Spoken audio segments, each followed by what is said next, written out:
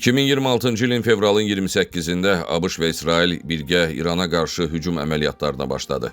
İlk saatlarda Tehranda ali rəhbər Ayətullah Əli Xamneyinin kompleksinə dəqiq hava zərbəsi endirildi. İsrail Hərbi Hava Qüvvələri və ABŞ-ın kəşfiyyatının dəstəyi ilə Xamney və onun ailə üzvlərinin bəziləri öldürüldü.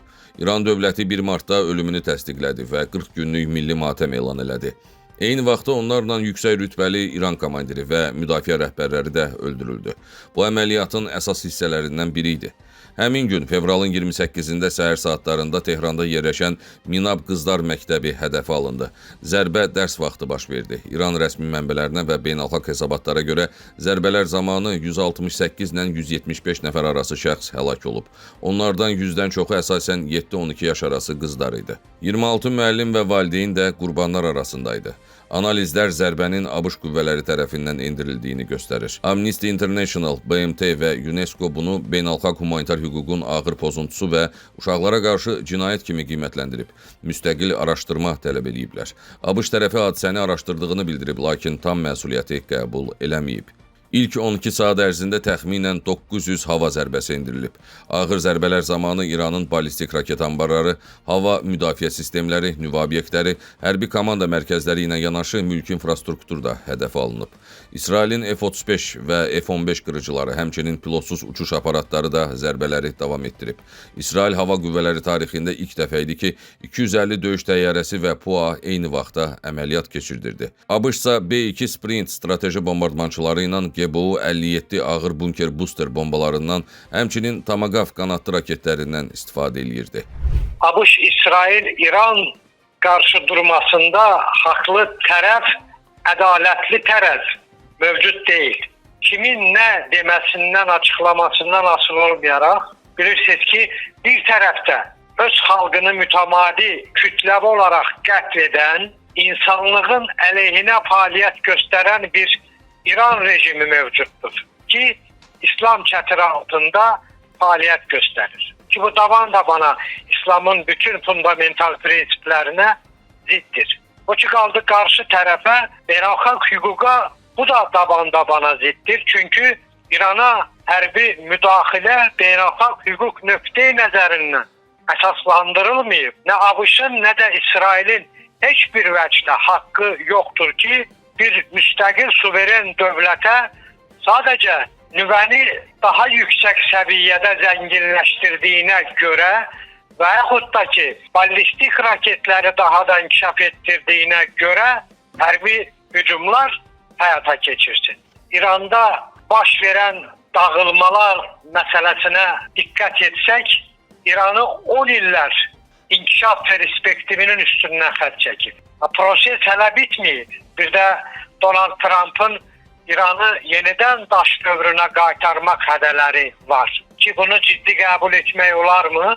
Bəli. Çünki indiki mövcud vəziyyətdə ABŞ-ın İranı bombalayan qırıcı təyyarələrin miqyası fevralın 28-dən bu yana 2 dəfə artıb. Bu da deməkdir ki, ciddi bombardıman, ağır bombalar kontekstində İranın bütün enerji sistemləri, yəni həm elektrik, həm də enerji infrastrukturu, neft, qaz infrastrukturu bir dəfəlik məhv edilir.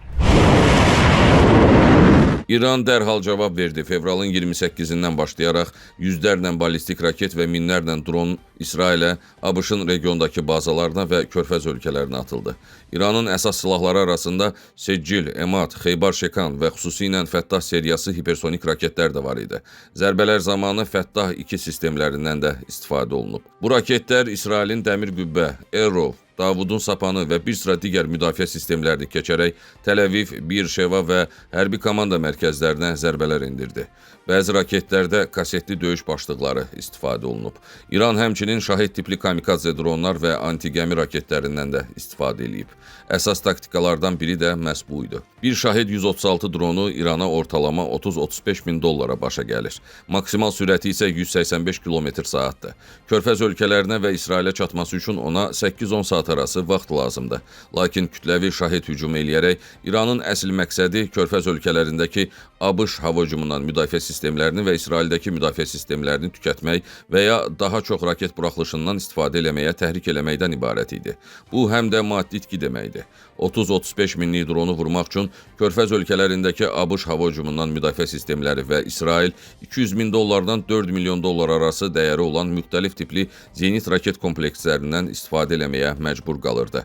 Ardınca isə İran ballistik və hipersonik raketlərlə zərbə endirməyə başlayırdı.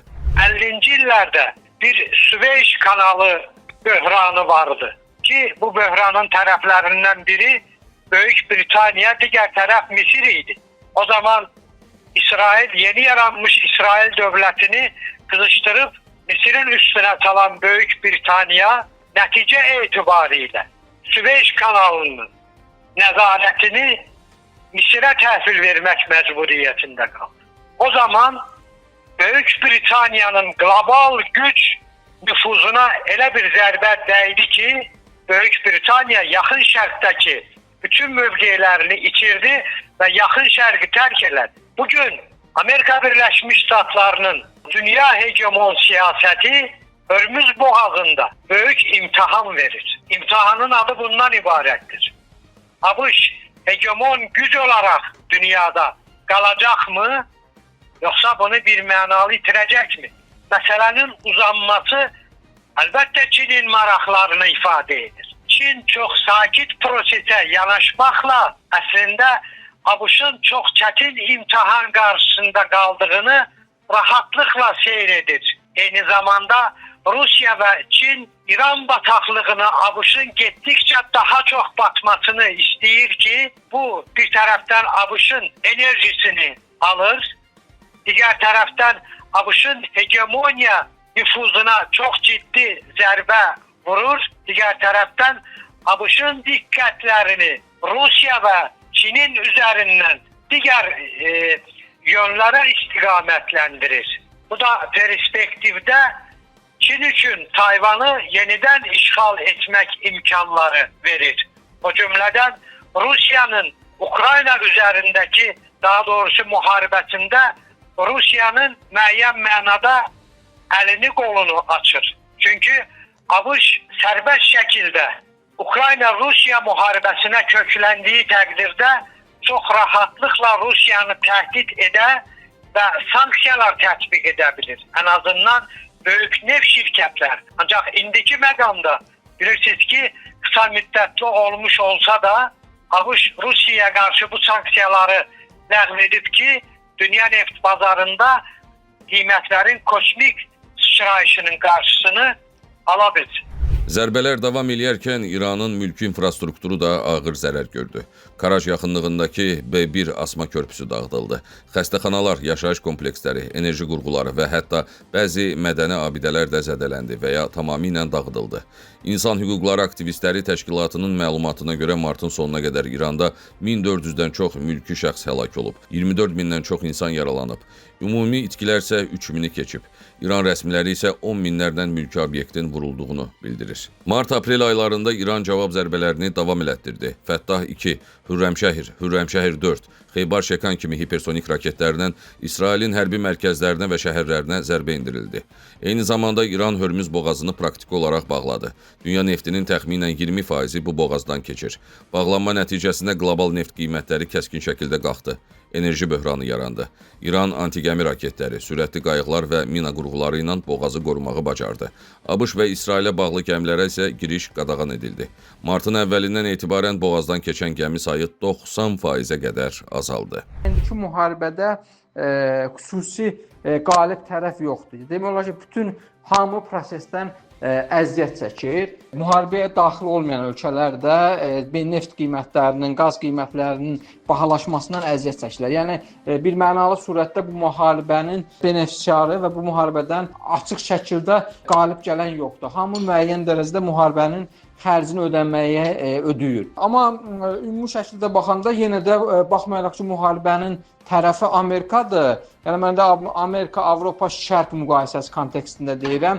Yenə də Amerika müharibə aparmasına baxmayaraq prosesdə ən yenə faydalanan ölkədir, tərəfdir. Yəni Mən bunu deməkdən narahat deyiləm, çünki neft qiymətləri qalxsa da ən çox hasil edən ölkə Amerikadır. Yəni bu Amerikanın birbaşa uduzmasına gətirib çıxartmır. Müharibədən ən çox əziyyət çəkən yenə də Avropadır. Çünki Avropa həm enerji qiymətlərinin benefisiarıdır, həm də idxaldan asılıdırlar. Eyni zamanda Çin də bu müharibədən əziyyət çəkir. Çünki həm logistika yolları bahalaşır, həm də eyni zamanda enerji qiymətlərinin bahalaşması istehsal ölkəsi olan Çin üçün ağır məsələdir. Ümumiyyətlə, bu müharibənin daha çox itki verən qismi var. Udan ölkələr, belə deyək də, təbii ki, ən çox böyük uduzan İrandır, bir də İsraildir, bir də ərəb ölkələrdir. Uduzanların bir mənalı olaraq bu müharibədə ərazilərinə bomba düşən ölkələr ən çox uduzanlardır. İranın hörmüzdəki üstünlüyünün qarşısını müharibəni saxlamaq lazımdır.